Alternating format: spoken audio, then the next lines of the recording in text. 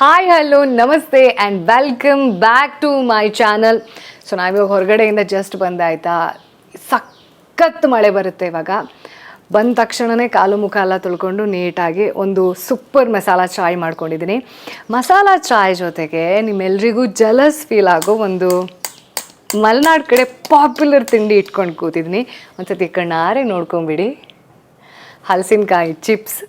So ಈ ಹಲಸಿನಕಾಯಿ chips ಅಂತಂದರೆ ಬರೀ ತಿಂಡಿ ಅಲ್ಲ, ಮಲೆನಾಡು ಕಡೆ, ಬರೀ ಮಲೆನಾಡು ಅಂತಲ್ಲ, ಈ ಕೋಸ್ಟಲ್ ಬೆಲ್ಟ್ ಅವ್ರು ಇರಬಹುದು ಅಥವಾ ಈ ಕಡೆ ಬ್ಯಾಂಗ್ಳೂರು, ಮೈಸೂರು, ತುಮಕೂರು ಎಲ್ಲ ಕಡೆಯವ್ರಿಗೂ ಈ ಸ್ನ್ಯಾಕ್ಸ್ ಅಂತೂ ಫೇವ್ರೇಟ್ ಆಗೇ ಇರುತ್ತೆ.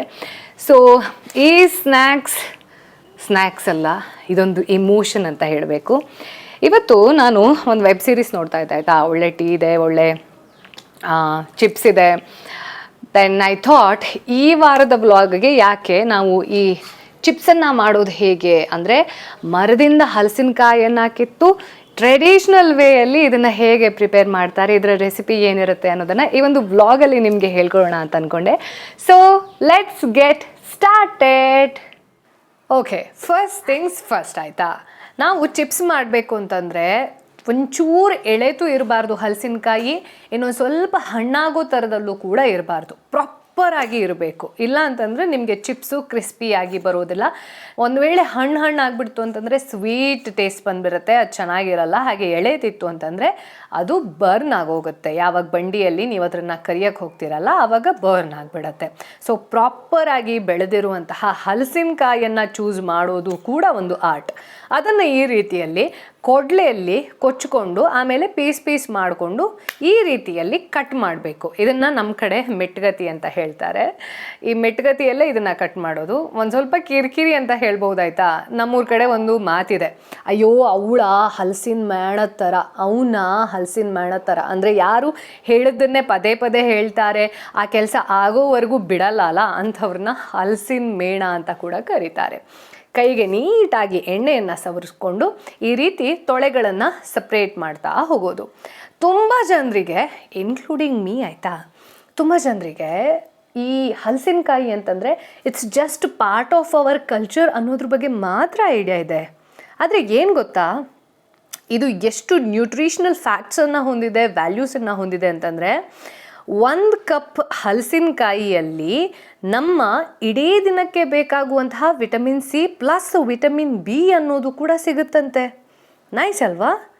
ಇದಿಷ್ಟೇ ಅಲ್ಲ ಮಾರ್ರೆ, ನೆಸೆಸರಿ ವಿಟಮಿನ್ಸ್, ಮಿನರಲ್ಸ್ ಆ್ಯಂಡ್ ಕೆಲವೊಂದಷ್ಟು ರೋಗಗಳನ್ನು ಕ್ಯೂರ್ ಮಾಡುವಂತಹ ತಾಕತ್ತು ಕೂಡ ಮಿಸ್ಟರ್ ಜಾಕ್ ಫ್ರೂಟ್ಗೆ ಇದೆಯಂತೆ.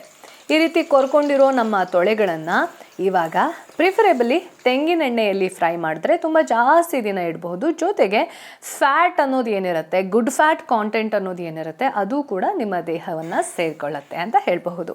ಯೂಶ್ವಲ್ಲಾಗಿ ನಮ್ಮೂರ ಕಡೆ ಎಲ್ಲ ನಾವು ಬಳಸೋದು ತೆಂಗಿನೆಣ್ಣೆನೇ. ಆ ರೀತಿ ಅದು ಒಂದು ಸ್ವಲ್ಪ ಲೈಟ್ ಬ್ರೌನ್ ಕಲರ್ಗೆ ಟರ್ನ್ ಆಗುತ್ತಲ್ಲ, ಆವಾಗ ನೀವು ಇದನ್ನು ತೆಗೆದು ಪಕ್ಕಕ್ಕೆ ಇಟ್ಕೋಬೇಕು. ಇದು ಫೈನಲ್ ಅಲ್ಲ, ಇದ್ರ ಜೊತೆಗೆ ನಾವು ಇನ್ನೊಂದು ಸ್ಟೆಪ್ ಅನ್ನೋದನ್ನು ಬಾಕಿ ಉಳಿಸ್ಕೊಂಡಿದ್ದೀವಿ. ಏನಪ್ಪ ಅಂತಂದರೆ, ಇದಕ್ಕೆ ಸಂಡಿಗೆ ಮಸಾಲವನ್ನು ಪ್ರಿಪೇರ್ ಮಾಡ್ಕೊಂಡಿರೋದನ್ನು ಮೇಲ್ಗಡೆಯಿಂದ ಉದುರಿಸಿ ಟಾಸ್ ಮಾಡಬೇಕು. ಯಾವ ಕಾರಣಕ್ಕೆ ಅಂತಂದರೆ, ಇದು ಪ್ಲೇನ್ ಆಗಿರುತ್ತೆ, ನಾವು ಇದಕ್ಕೆ ಸಾಲ್ಟ್ ಕೂಡ ಆ್ಯಡ್ ಮಾಡಿಲ್ಲ, ಅಷ್ಟು ಟೇಸ್ಟಿ ಇರೋದಿಲ್ಲ ಡೈರೆಕ್ಟಾಗಿ ತಿಂದರೆ. ಹಾಗಾಗಿ ಇದಕ್ಕೆ ಇನ್ನೊಂದು ಸ್ಟೆಪ್ ಬಾಕಿ ಇದೆ. ಆದರೆ ಈ ರೀತಿ ಎಣ್ಣೆಯಿಂದ ತೆಗೆದ ತಕ್ಷಣ ಇಮ್ಮಿಡಿಯೇಟ್ಲಿ ನಾವು ಅದನ್ನು ಮಸಾಲಾಗೆ ಮಿಕ್ಸ್ ಮಾಡಬಾರ್ದು. ಯಾಕೆ ಅಂತಂದರೆ ಇದೊಂದು ಸ್ವಲ್ಪ ಸಾಫ್ಟ್ ಕಾಂಟೆಂಟ್ ಇರುತ್ತೆ. ಸಾಫ್ಟ್ಗೆ ನೀವು ಮಸಾಲ ಹಾಕಿದ್ರಿ ಅಂತಂದರೆ ಇನ್ನೂ ಸಾಫ್ಟ್ ಆಗಬಹುದು. ಹಾಗಾಗಿ ಇದನ್ನು ನೀಟಾಗಿ ಎಣ್ಣೆಯ ಪಸೆ ಬಳಿಯೋವರೆಗೂ ಇನ್ನೊಂದು ಪಾತ್ರದಲ್ಲಿ ತೆಗೆದಿಟ್ಬಿಟ್ಟು ಸಮ್ 5 ಮಿನಿಟ್ಸ್. ಅದಾದ ಮೇಲೆ ಪ್ರಿಪೇರ್ ಮಾಡ್ಕೊಂಡಿರುವಂತಹ ಸಂಡಿಗೆ ಮಸಾಲ, ಅಥವಾ ನಿಮ್ಮ ಹತ್ರ ಸಂಡಿಗೆ ಮಸಾಲ ಇಲ್ಲ ಅಂತಂದರೆ ಉಪ್ಪು, ಖಾರ, ಅರಿಶಿನ, ಒಂಚೂರು ಓಂಕಾಳನ್ನ ಪೌಡರ್, ಇದೆಲ್ಲವನ್ನು ಮಿಕ್ಸ್ ಮಾಡಿಕೊಂಡು ಗರಂ ಮಸಾಲ ಪೌಡರ್ ಇದ್ದರೆ ಅದು ನಡೆಯುತ್ತೆ ಆಯಿತಾ. ಸೊ ಅದನ್ನು ಹಾಕಿ ನೀಟಾಗಿ ಕಲಿಸ್ಬೇಕು. ಪ್ರತಿ ಫೇಸ್ಗೂ ಟಚ್ ಆಗಬೇಕು ಅದು. ಸೊ ದ್ಯಾಟ್ ತಿನ್ನುವಾಗ ಈ ರೀತಿ ಫೀಲಿಂಗ್ ಬರಬೇಕಲ್ಲ. ಸೊ ಹಾಗಾಗಿ ಅದೆಲ್ಲ ಆದಮೇಲೆ ನೀಟಾಗಿ ಒಂದ್ಸತಿ ಟಾಸ್ ಮಾಡಿಕೊಂಡ್ರೆ ನಮ್ಮ ಚಿಪ್ಸ್ ರೆಡಿ. ಹೀಗಿರುತ್ತೆ ಈ ಹಲಸಿನಕಾಯಿ ಸಂಡಿಗೆ ಪ್ರಿಪೇರ್ ಮಾಡೋದರ್ದು.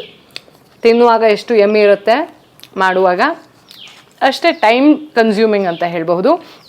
ಸೊ ಯಾರೆಲ್ಲ ಊರಿಗೆ ಹೋಗೋ ಅಪಾರ್ಚುನಿಟಿಯನ್ನು ಇಟ್ಕೊಂಡಿದ್ದೀರಾ, ಅಥವಾ ನಿಮ್ಮ ಮನೆ ಅಕ್ಕಪಕ್ಕದಲ್ಲಿ ಎಲ್ಲಾದರೂ ಹಲಸಿನಕಾಯಿ ಇದೆ ಅಥವಾ ಬಕ್ಕೆಕಾಯಿ ಇದೆ ಅಂತಂದರೆ ಈ ಹಲಸಿನಕಾಯಿ ಚಿಪ್ಸ್ ಅಥವಾ ಸಂಡಿಗೆ ಅಂತ ಏನು ಪಾಪ್ಯುಲರ್ ಆಗಿ ನಾವು ಕರಿತೀವಿ, ಅದನ್ನು ಡೆಫಿನೆಟ್ಲಿ ನಿಮ್ಮ ಮನೆಯಲ್ಲಿ ಮಾಡಿ ಹೇಗನ್ನಿಸ್ತು ಅನ್ನೋದನ್ನು ಕಾಮೆಂಟ್ ಸೆಕ್ಷನ್ನಲ್ಲಿ ಹೇಳೋದನ್ನು ಮರಿಬೇಡಿ.